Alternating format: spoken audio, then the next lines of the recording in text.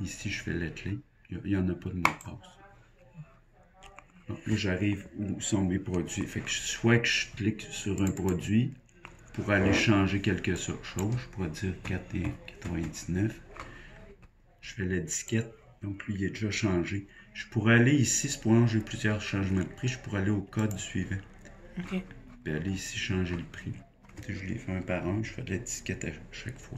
Là, ça marche, on fait la disquette, ça s'envoie directement parce qu'on est branché. Là. Oui, OK. c'est ça. Si Ça, je suis chez moi, il va falloir que c'est quand j'ai emmené mon ordinateur, je me branche, puis là, je vais pouvoir faire la disquette. oui, à ce moment-là, on va aller dans Send and Receive. OK. On va choisir la balance. OK.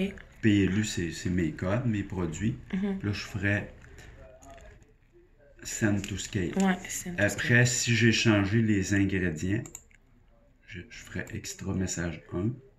La même chose. OK, je choisis Si chaque extra truc que message 1, j'ai. ça serait cuire avant. Puis la nutrition. Mais si j'ai pas programmé d'ingrédients et de nutrition, j'envoie juste mes PLU. OK, c'est bon. Mais c'est pour ça l'idéal, quand on est capable d'être branché, c'est plus pratique, mais on n'est pas obligé non plus.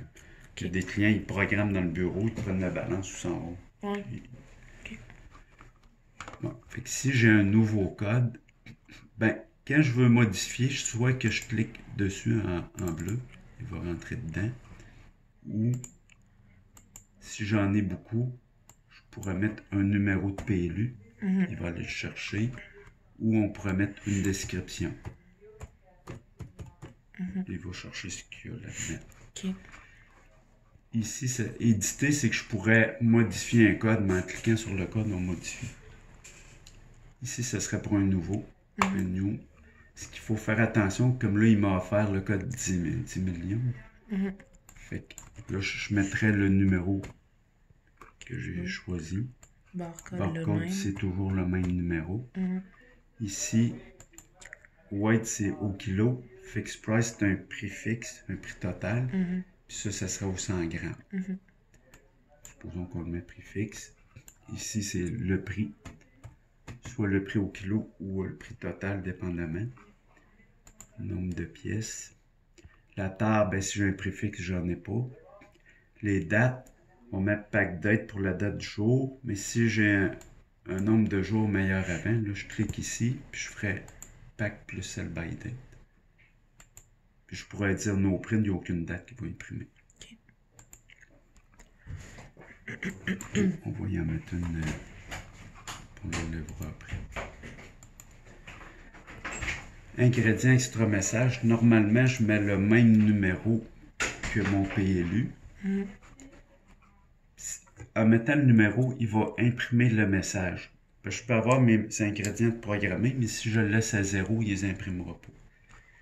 Mais si on clique dessus, c'est ça, puis on va aller dans choisir un. Ça se peut que le numéro soit pas pareil que le PLU à ce moment-là. Je pourrais en avoir un différent. Je mets le même parce que pour que ça soit facile de retrouver mes ingrédients. Mais il pourrait être différent. C'est pour ça que quelqu'un qui a 3 contenants, puis c'est les mêmes ingrédients, il programme une fois, puis il met ce numéro-là dans les autres. Oui, c'est ça. Mais on pourrait, supposons que je clique dessus. Ça, c'est les 130. Ici, je fais éditer. Là, je pourrais, c'est à Windows, je pourrais faire copier, coller dans un autre.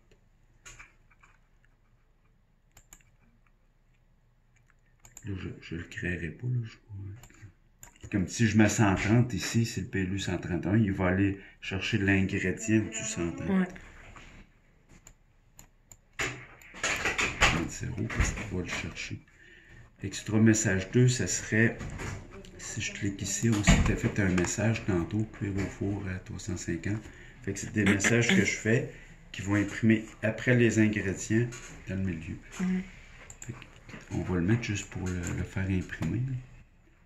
Puis ça ici, si j'ai de la nutrition, je mets imprimer la deuxième étiquette. Puis ici, je mets 2 comme format. C'est mon format nutritionnel. Là,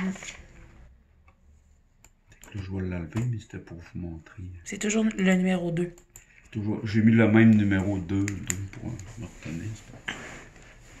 Ça va toujours être ça dans le fond que je mets 2. Oui, parce qu'il même si j'en ai plusieurs. Oui. Dans le fond, après, si je veux changer la nutrition, il faut que j'aille ici. Oui. Mais le numéro 2 va tout le temps rester là, en fait. Oui, Si c'est mon format 2. OK, parfait. Comme le tableau, l'étiquette principale, c'est le format 1. Je pourrais avoir des étiquettes différentes, puis dire dans chaque, puis je pourrais rajouter un champ, dire ce PLU-là, toi, tu as l'étiquette format 1, une autre étiquette, toi, tu as le 10, parce que je vais avoir juste quoi de spécial dedans, juste le prix total, puis le nombre. C'est qu'on pourrait faire ça. Habituellement, par défaut, dans la balance, c'est le 1 qui fonctionne. OK. Puis ici, dans le carré, ben, c'est le nom, le nom du code. Je fais Enter. Je peux écrire une deuxième ligne. Je peux aller jusqu'à 4 lignes. OK. C'est quoi le maximum de caractères? C'est 25. Ça, c'est, mettons, le nom du produit, puis... Ben, c'est juste le nom du produit. Mais supposons qu'il est long. Je peux, normalement, 2 lignes, j'en ai assez. OK. Fait que si je fais la disquette, je viens de sauvegarder. Là, il dit que j'ai changé le numéro de PLU. Tantôt, on avait un avec un paquet de 0. Je dis oui, c'est celui-là que je veux. OK. Fait que si je fais 131 PLU, je fais imprimer. Là, je suis en mode prix fixe. OK. Fait qu'il ne met pas de pro. Il me met ici cuire au four à 350 pendant 30 minutes. Le 25, meilleur avant le 10 octobre. Une pièce.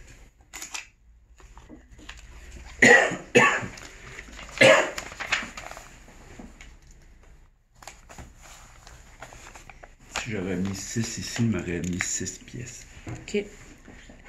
Si on veut faire imprimer, mettons qu'on a le même produit, on en a 10 étiquettes à faire imprimer.